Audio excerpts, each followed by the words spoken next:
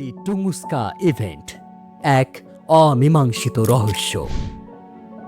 ১৯০৮ সালের ৩০শে জুন সাইবেরিয়ার গভীর জঙ্গলের আকাশ হঠাৎ আলোকিত হয়ে উঠল রহস্যদ্বীপ, রহস্য যেখানে গল্প হয়ে ওঠে ভয়ঙ্কর বিস্ফোরণে। এমন এক বিস্ফোরণ যার শব্দ শোনা গিয়েছিল হাজার মাইল দূর থেকে, আর যার কম্পনে ভেঙে পড়েছিল ৮ কোটি গাছ।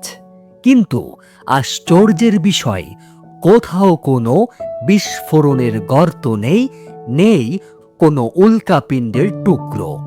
ইতিহাসে এই ঘটনায় পরিচিত টুঙ্গুস্কা ইভেন্ট নামে।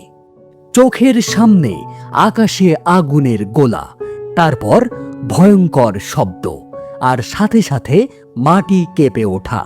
সেই মুহূর্তের সাক্ষীরা বলেছিলেন, তারা ভেবেছিলেন পৃথিবীর শেষ দিন নেমে এসেছে। বিস্ফোরণের শক্তি ছিল হিরোশিমায় ফেলা অ্যাটম বোমার থেকেও প্রায় ১,০০০ গুণ বেশি। কিন্তু প্রশ্ন হলো, এই বিস্ফোরণ ঘটল কেন? কেউ বলেন এটি ছিল এক বিশাল উল্কাপিণ্ড যা পৃথিবীর বায়ুমণ্ডলে প্রবেশ করেই ভেঙে গিয়েছিল। আবার কারো মতে এটি ছিল ধূমকেতুর টুকরো। কিন্তু আজ পর্যন্ত কোনো পাথরের টুকরো পর্যন্ত প্রমাণ পাওয়া যায়নি।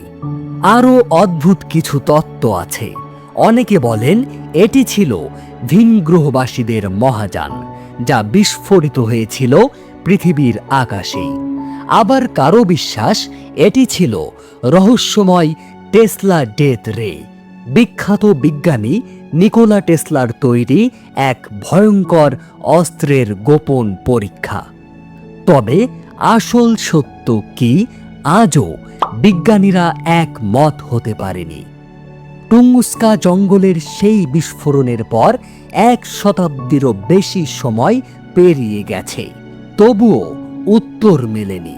কেন হলো এমন ভয়ঙ্কর ঘটনা, যার চিহ্ন আজও লুকিয়ে আছে সাইবেরিয়ার অন্ধকার বনের গভীরে? টুঙ্গুস্কা ইভেন্ট, এটি কি প্রাকৃতিক দুর্যোগ, নাকি ভিন গ্রহ থেকে আসা অচেনা কোনো বার্তা? হয়তো সত্যটা আজও আকাশের ওপারে লুকিয়ে আছে।